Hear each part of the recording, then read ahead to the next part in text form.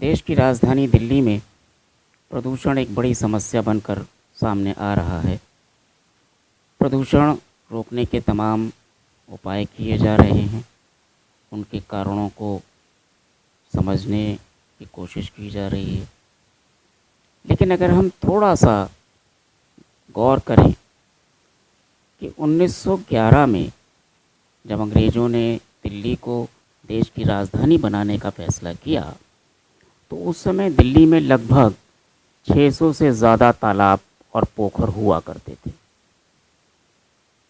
और इसमें से आधे से ज़्यादा पोखर तालाबों को सुरक्षित रखने के लिए, उनकी सुरक्षा के लिए, उनकी देखभाल के लिए मुग़ल प्रशासन पैसा दिया करता था, धन खर्च करता था। एक समिति बनी हुई थी, लोग उसकी सुरक्षा में तैनात थे कि पानी खराब ना हो, उनकी साफ़ सफाई होती रहे, क्योंकि वहाँ से पीने का पानी भेजा जाता था। लेकिन अंग्रेज़ों ने 1911 में राजधानी बनाने का फ़ैसला करने के तुरंत बाद उन पोखरों को दिए जाने वाला पैसा बंद कर दिया।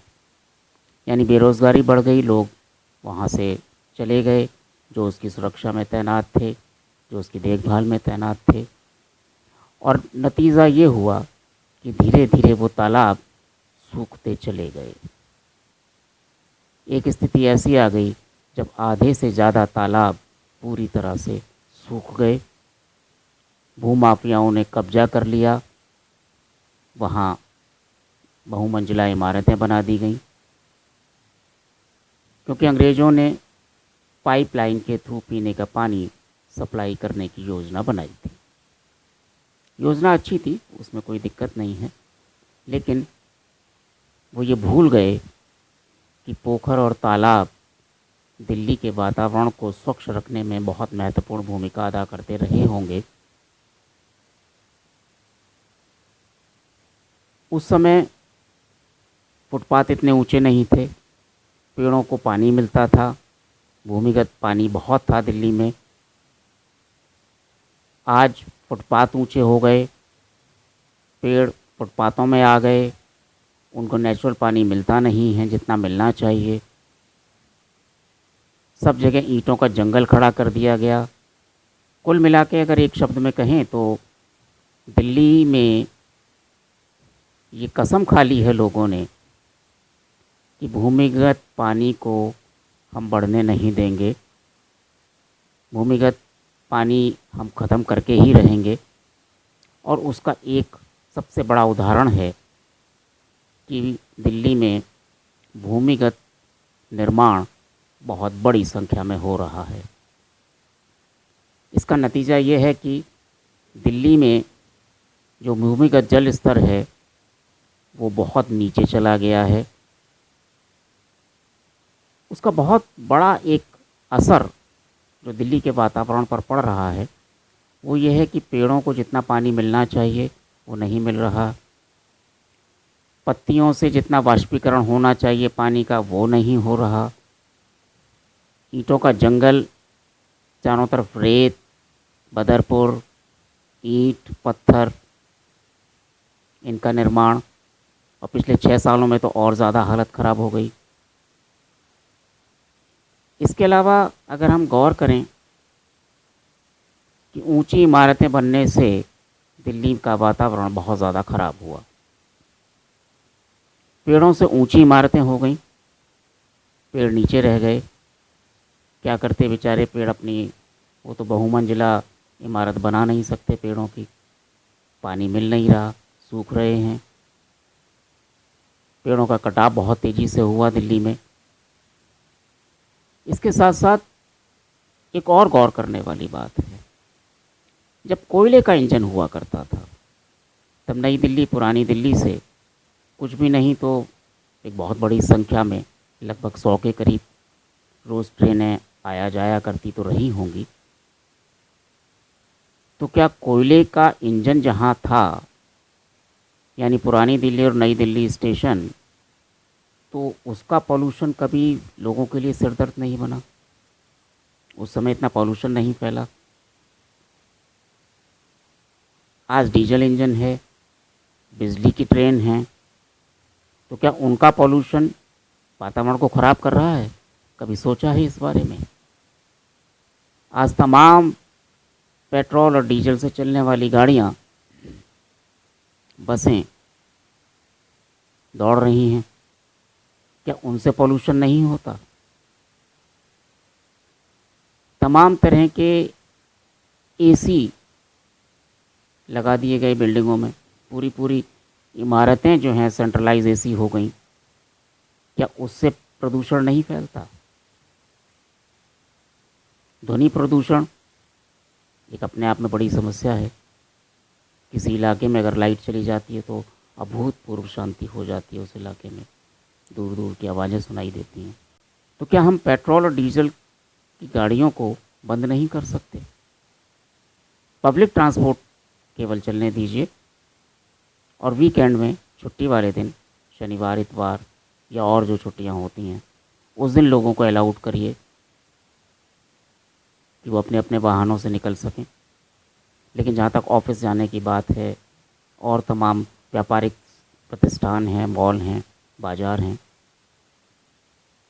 वहाँ जो लोग काम करते हैं वो गाड़ियों से आते हैं, गाड़ियाँ पार्क कर देते हैं सड़क पे, और वो दिन भर वहीं खड़ी रहती हैं, कोई काम नहीं उनका वहाँ पे।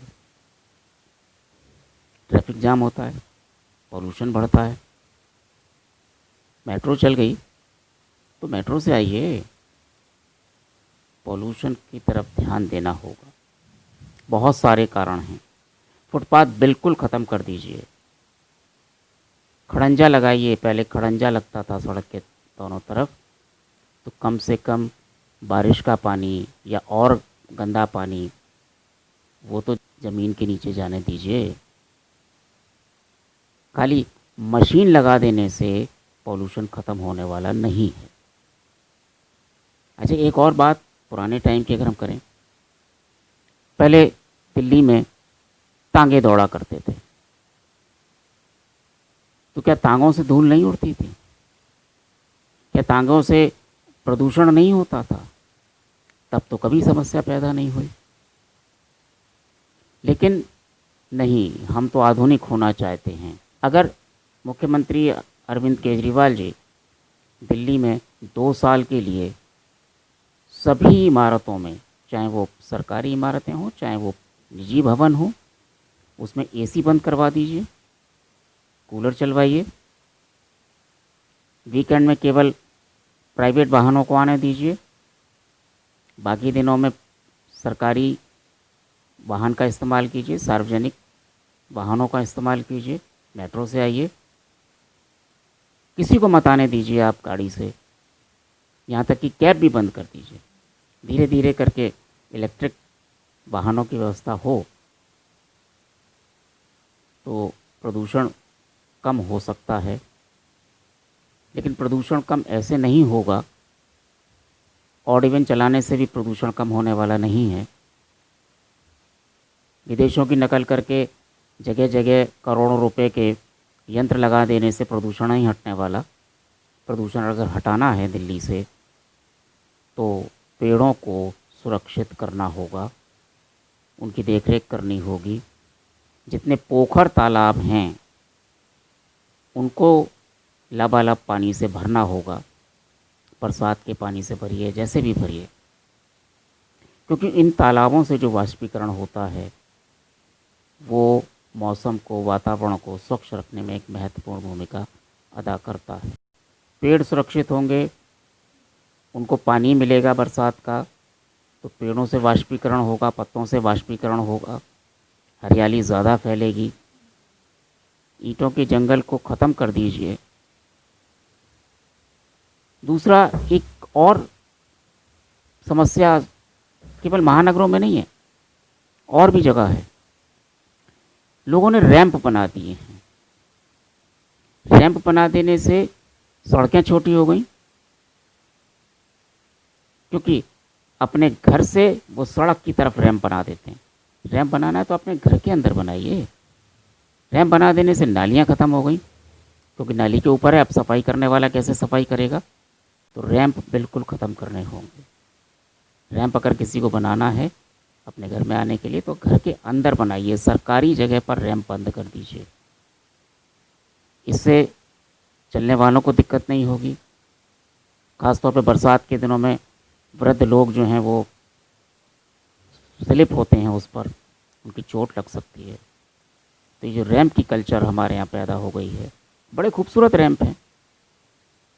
लोग रैंप में ज़्यादा खर्चा करते हैं ये दिखाने के लिए कि देखिए मेरे यहाँ कितना आलीशान रैंप बना हुआ है, महंगा पत्थर लगाते हैं।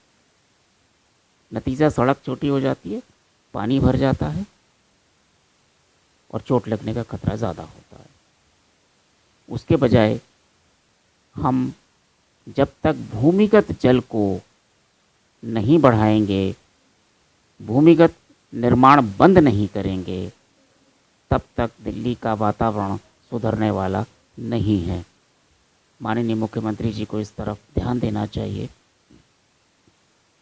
कि दिल्ली का वातावरण अगर स्वच्छ करना है, प्रदूषण हटाना है, तो मौलिक मुद्दों पर ध्यान देना होगा। ईंटों के जंगल को कम करना होगा। जहाँ हमने चारों तरफ सड़कें और ऊपर फुटपाथ, ये ख़त्म कर दीजिए। पेड़ ज़्यादा लगाइए, हरियाली ज़्यादा पैदा करिए। इसके अलावा और जो मुद्दे हैं प्रदूषण को लेकर, प्रदूषण वे शायद ज़्यादा अच्छी तरह जानते होंगे। हम लोग तो आम पब्लिक हैं जो दैनिक परेशानियों से रूबरू होते हैं, सड़कों पर निकलते हैं। बाकी अफसर लोग तो साहब एसी में बैठ के योजनाएं बनाते हैं, उन्हें आम पब्लिक से कोई लेना देना नहीं होता। तो दिल्ली को अगर प्रदूषण मुक्त करना है तो पहले मौलिक चीज़ों पर ध्यान देना होगा। और मौलिक चीज़ों में पोखर, तालाब, फुटपाथ, पेड़, भूमिगत जल का स्तर बढ़ाना, अवैध निर्माण रोकना, इन पर ध्यान देना होगा। जब दिल्ली बनी थी राजधानी 1911 में, इतनी प्रदूषण की समस्या नहीं थी। लेकिन आज हम आधुनिकता का जो आवरण ओढ़े हुए हैं, पश्चिमी देशों की जो नकल करने में लगे हुए हैं, उससे दिल्ली का प्रदूषण खत्म होने वाला नहीं है।